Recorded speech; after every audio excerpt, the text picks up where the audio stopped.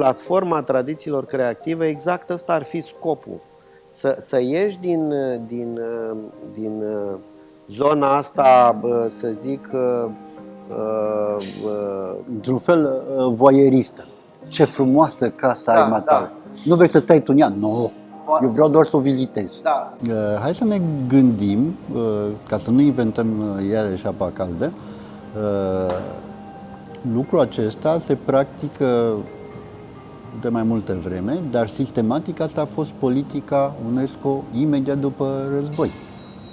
Asta a fost direcția imprimată de Huxley, care a fost primul președinte al UNESCO.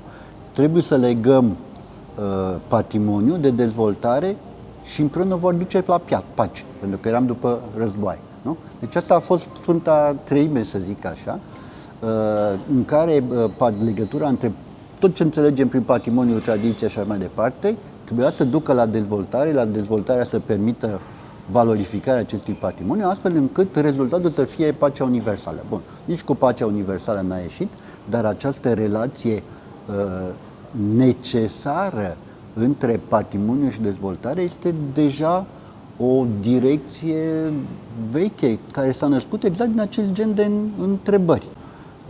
Cum se poate face acest lucru? Și aici trebuie nu numai creativitatea unui grup, a unui individ, ci asta înseamnă deja politici. Deci lucrurile sunt mai complicate. Evident că asta încearcă să facă această platformă. Un fel de transmitere și de bune practici. Deci ne-am spart capul 10 ani, dar uite, în final, cum am reușit să facem un lucru.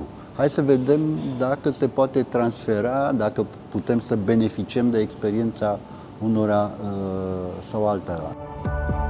Proiectul Delta Craft, derulat de Asociația Ecopolis de prin 2015, contribuie la conservarea patrimoniului cultural și a meșteșugurilor din Delta prin reinterpretarea lor într-o manieră contemporană. A pornit prin a-i face să se întâlnească pe câțiva designeri de obiect români, tineri cu ochiul proaspăt, cu meșteșugari din Delta Dunării. Scopul a fost de a-i provoca pe designeri să pipăie materialele folosite în Delta, să experimenteze cu texturile, asprimea și moliciunile lor, să observe de aproape și să înțeleagă gesturile meșteșugarilor și apoi să le recompună în arta lor. Delta este interesantă din multe motive, dar două dintre ele pe care le-am identificat încă de la început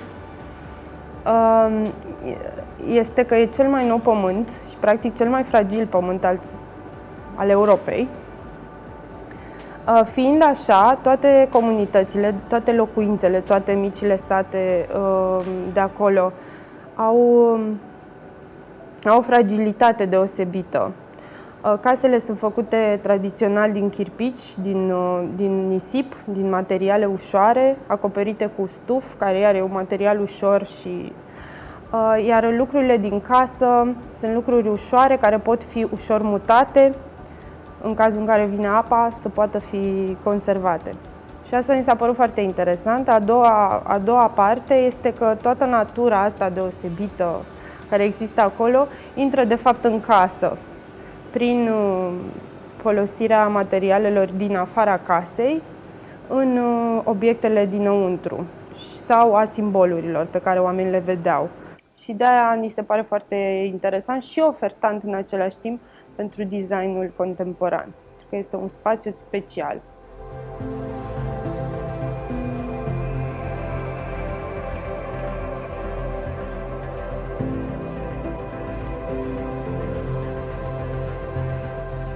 Sunt absolut convinsă că genul acesta de combinare între rural și urban, între tradiție și design contemporan, de exemplu, e o formă foarte validă de conservare a patrimoniului.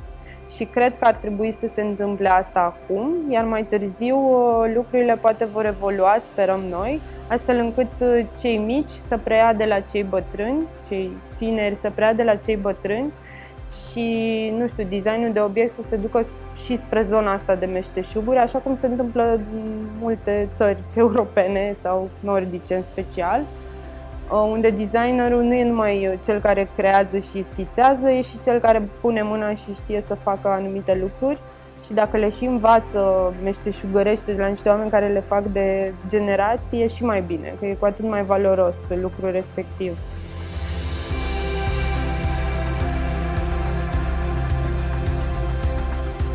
Delta Craft oferă o platformă de schimburi, de conservare și creație. Designerii își pot îmbogăți perspectiva artistică, dar pot face mai mult decât atât.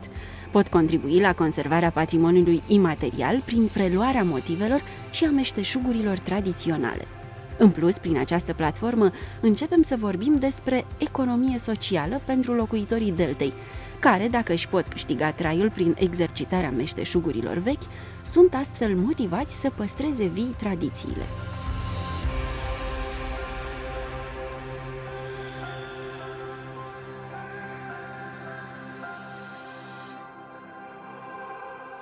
O tradiție, de fapt, trebuie să o preluăm și să o facem să evolueze. Eu știu că e bine să le avem, e bine să le avem în arhive, e foarte bine să le vedem și să ne inspirăm din ele, din lucrurile tradiționale per se. Dar mai departe, cred că dacă ele vrem să dăinuie cumva, trebuie să le facem să ne prindă și pe noi, știi, din urmă.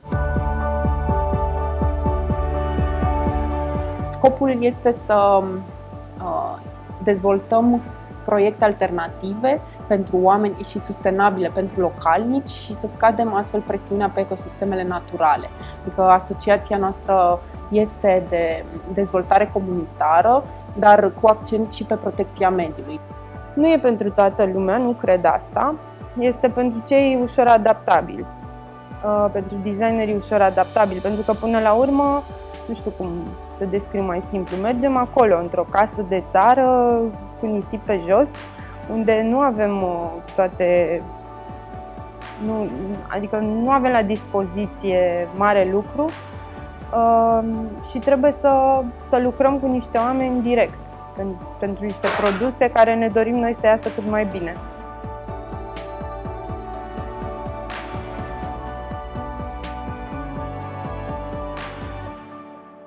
Am știut cumva să punem problema. Am ales designeri români care ni s-au părut din start foarte maleabili și care, nu știu, dispuși să lucreze, să înțeleagă, dispuși să facă concesii. Pentru că e foarte important să știi să faci concesii când lucrezi cu oameni în gospodăria lor, cu ce știu ei să facă, care nu se pot neapărat adapta la fel de mult ca tine.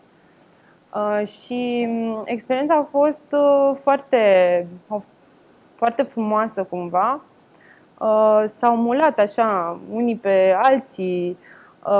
Designerii inițial merg în gospodăriile acestor oameni și observă ce fac, ce știu, ce nu știu, întreabă, vorbesc, comunică întâi. Apoi intră în detalii. Spun ce și-ar dori ei să facă. Meșterul spune dacă poate sau nu poate. Meșterul încearcă de multe ori, pentru că și asta e o mare caracteristică a oamenilor ăstora, de fapt, meșterilor buni, că sunt dispuși să încerce tot timpul lucruri noi. Și cumva toată relația asta a fost foarte interesantă și pentru ei, și pentru noi, și pentru meșteri. Ba chiar una dintre designerițele inițiale, Ana Botezatu, a revenit anul următor foarte insistent. Adică ea vrea în continuare să lucreze, deși plecase între timp în Berlin.